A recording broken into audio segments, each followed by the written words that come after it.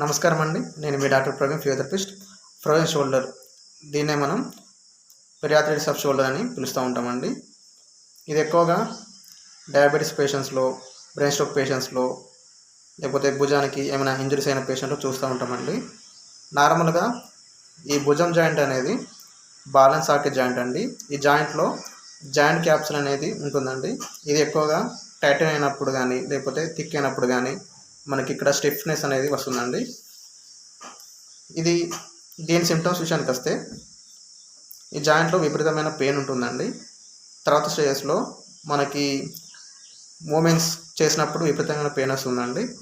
దాంతో పాటుగా ఈ జాయింట్ సంబంధించిన మూమెంట్స్లో రేంజ్ ఆఫ్ మోషన్ అనేది తగ్గుతూ ఉంటుందండి.